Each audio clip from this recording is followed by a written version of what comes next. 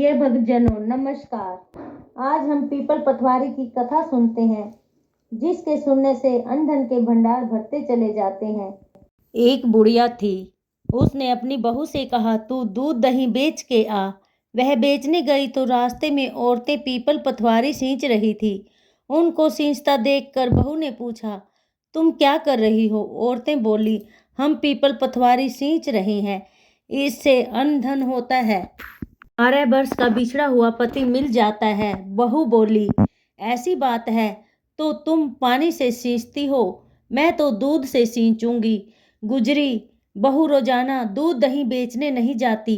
वह रोजाना दूध दही तो पीपल में और पथवारी में सींचती। सास दूध दही का दाम मांगती तो कह देती, महीना पूरा हो जाने पर दूंगी। कार्तिक का महीना पूरा हो गया।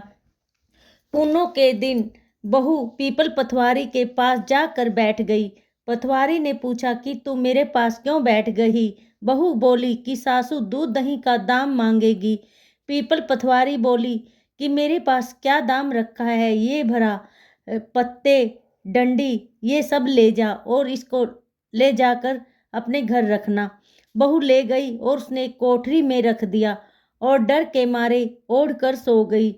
सासू बोली, बहू पैसे ला। बहू बोली, कोठरी में रखे हैं। सासू ने कोठरी खोली, देखा हीरे मोती जगमगा रहे हैं।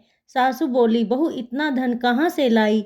बहू बोली कि मेरे को ऐसे ऐसे मैं पटवारी सींचती थी तो पीपल देवता ने मुझे दिया। बहू ने सास को सारी बात बता दी। सास ने कहा, अब की कार्तिक मैं पटवारी सींचूंगी। कार्तिक आया, सास दूध दही तो बेच आती, हांडी धोकर पीतल पटवारी को चढ़ा देती। आकर बहू से कहती, मेरे से दाम मांग। वह कहती, सासू जी कोई बहू भी दाम मांगती है, पर सासू कहती तू मांग। बहू बोली, सासू जी पैसे लाओ। तो वह पीपल पथवारी के पास जाकर बैठ गई। पीपल पथवारी ने सास को वही पत्ते डंडा वगैरह दे दिया। उसे ले जाकर उसने भी कोठरी में रख दिया। बहू ने खोल कर देखा तो कीड़े मकोड़े हो गई। बहू ने कहा, सासू जी यह क्या? सास ने आकर देखा और बोलने लगी, पीपल पथवारी तो बड़ी दोगली पीटन है, इसको तो धन दिया, मुझको कीड़ा मकोड़ा दिया। तब सब कोई बोलने लगे कि बहू तो सत की भूखी सींचे थी, तुम तो धन की भूखी सींचती हो। हे पटवारी माता, जैसा बहू को दिया वैसा सबको देना, जैसा सास को दिया वैसी किसी को मत देना। बोलिए पीपल पटवारी की जय।